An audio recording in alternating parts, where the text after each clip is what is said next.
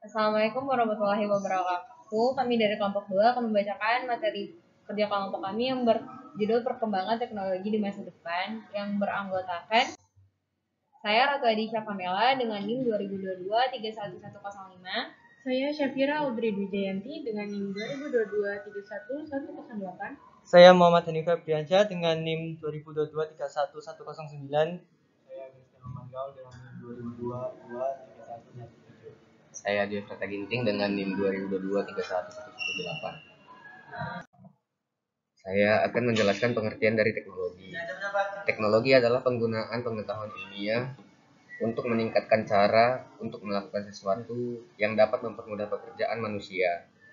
Maka dia dapat diartikan teknologi masa depan atau teknologi yang akan datang merupakan hasil dari inovasi di lingkup teknologi atau dalam hal ini ilmu teknik. Inovasi sendiri adalah sebuah ide baru atau perpaduan dari ide baru ditambah penemuan baru dari seseorang, kelompok, ataupun perusahaan. Tujuan dan manfaat teknologi masa depan.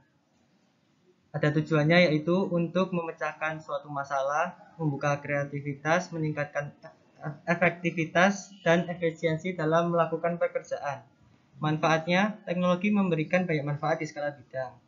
Berikut ini ada beberapa manfaat teknologi dalam kehidupan sehari-hari. 1. Mempermudah penerimaan informasi. 2. Mempermudah komunikasi antar manusia. 3.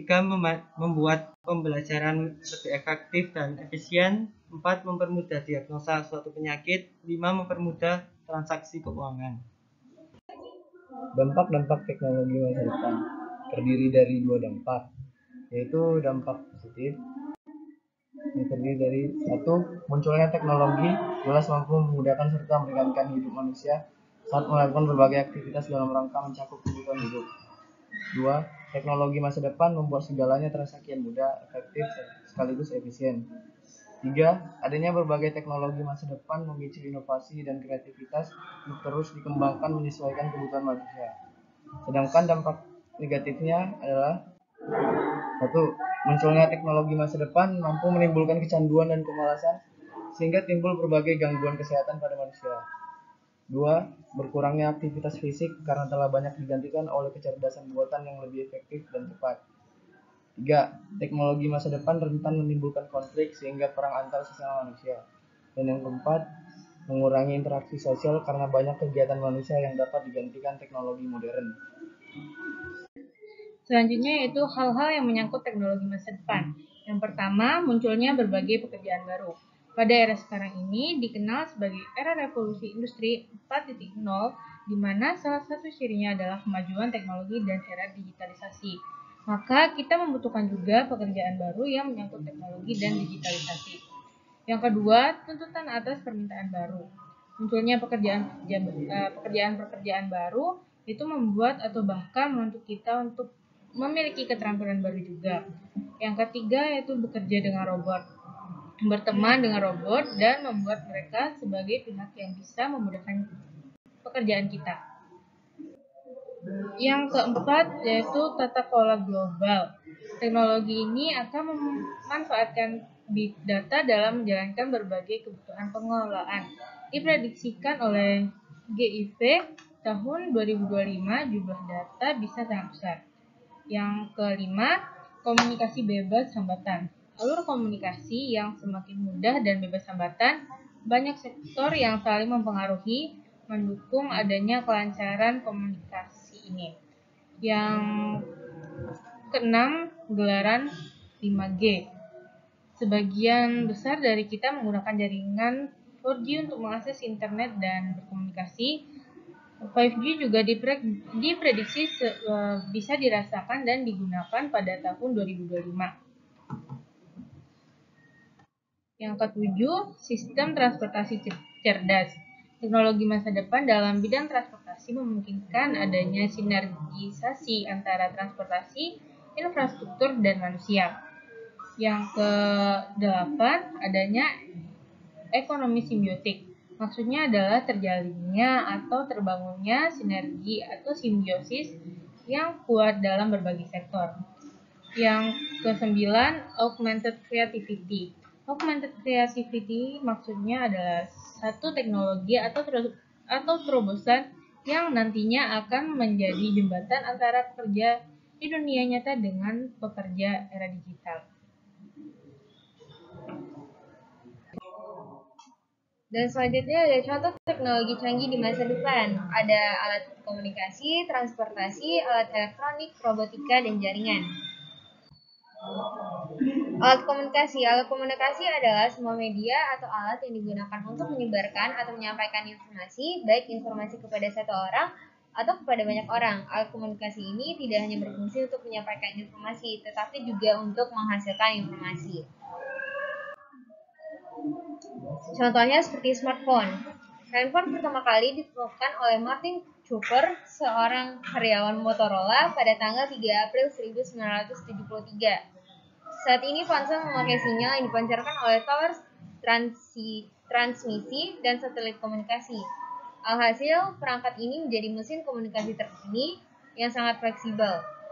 Kehadiran smartphone pula merubah norma komunikasi masyarakat. Menariknya, kita sudah bisa menggunakan smartphone buat mengakomodir aneka macam kebutuhan, mulai dari bermain, belajar, komunikasi, hingga memperlancar urusan pekerjaan. Selanjutnya ada laptop. Laptop pertama kali ditemukan oleh Adam Osborne dan Alan Kay pada tahun 1981. Laptop, komputer jinjing atau komputer pangku adalah komputer pribadi yang berukuran relatif kecil dan ringan, sehingga sifatnya portable. Laptop memiliki fungsi yang sama dengan komputer desktop atau desktop komputer pada umumnya. Komputer yang terdapat di dalam sama persis dengan komponen pada desktop, hanya saja ukurannya diperkecil, dijadikan lebih ringan, lebih tidak panas, dan lebih hemat daya. Laptop terkadang disebut juga dengan komputer notebook atau notebook saja. Nah, selanjutnya saya akan menjelaskan bagian transportasi. Transportasi atau pengangkutan adalah perpindahan manusia atau barang dari satu tempat ke tempat lainnya dengan menggunakan sebuah kendaraan yang digerakkan oleh manusia atau mesin. Transportasi digunakan untuk memudahkan manusia dalam melakukan aktivitas sehari-hari. Dan ini adalah contoh dari transportasi. Yang pertama, Hyperloop. Hyperloop adalah konsep sistem transportasi berkecepatan tinggi yang diajukan oleh wira swasta Elon Musk. Hyperloop bergerak dengan menciptakan tekanan rendah yang memungkinkan kapsul bergerak dengan kecepatan yang amat tinggi. Yang kedua adalah mobil terbang. Mobil terbang akan terdapat berbagai mode safety keselamatan. Setiap mobil terbang yang hadir harus dilengkapi dengan sistem otonom baru untuk mengoperasikan, menavigasi, dan mengendalikan mobil terbang dilengkapi dengan redundansi atau sistem cadangan, dan memiliki kemampuan mode aman, yaitu on the fly, pengambilan keputusan. Setiap keselamatan ini akan mendeteksi jika mobil terbang sedang menghadapi situasi yang tidak biasa. Hal itu menganut pada peraturan Badan Pengatur Utama, yaitu FAA, yang merupakan standar keselamatan minimum. Kemudian masing-masing negara akan mengamankan pengontrol lalu lintas udara swasta sendirinya. Kemudian ada alat elektronik. Alat elektronik adalah alat yang menggunakan listrik sebagai sumber energi dan untuk memudahkan pekerjaan. Banyak masyarakat yang menggunakan alat elektronik untuk memenuhi kebutuhan hidupnya sehari-hari. Di Indonesia, penggunaan alat elektronik terus mengalami perkembangan dari tahun ke tahun. Contohnya ada clapper. The clapper merupakan alat pengaktifasi yang berbasis suara. Anda bisa menyalakan atau mematikan lampu ruangan Anda dengan hanya menepuk tangan Anda. Alat ini ternyata sudah ada dijual secara umum di Amerika Serikat sejak tahun 1986. Kemudian ada robotika, yaitu salah satu cabang teknologi yang berhubungan dengan desain, konstruksi, operasi, disposisi struktural, pembuatan, dan aplikasi dari robot. Robotika terkait dengan ilmu pengetahuan bidang elektronika mesin, mekanika, dan perangkat lunak komputer. Contoh dari robotika yaitu mesin lipat kain. Holdimate dirilis oleh perusahaan startup di kota San Francisco, negara bagian California. Mesin ini sebenarnya telah ada sejak 2014, tapi bisa digunakan pada zaman sekarang sampai zaman yang akan datang. Karena sangat dibutuhkan untuk kehidupan sehari-hari, mesin ini bisa melipat 11-12 baju dalam sekali jalan. Selanjutnya ada jaringan. Jaringan internet secara umum bisa didefinisikan jaringan komputer tiada batas yang menjadi penghubung pengguna komputer dengan pengguna komputer lainnya, serta dapat berhubungan dengan komputer di sebuah wilayah ke wilayah di penjuru dunia, di mana di dalam jaringan tersebut mempunyai berbagai macam informasi serta fasilitas layanan internet browsing atau surfing. Istilah ini lebih dikenal dengan online di internet. Contohnya Wi-Fi. Wi-Fi fungsinya sama dengan Wi-Fi untuk mengirim atau menerima, namun perbedaannya adalah Wi-Fi menggunakan media cahaya sebagai media transmisi.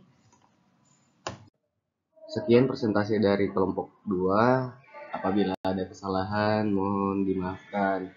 Dan kami akhiri dengan Assalamualaikum warahmatullahi wabarakatuh.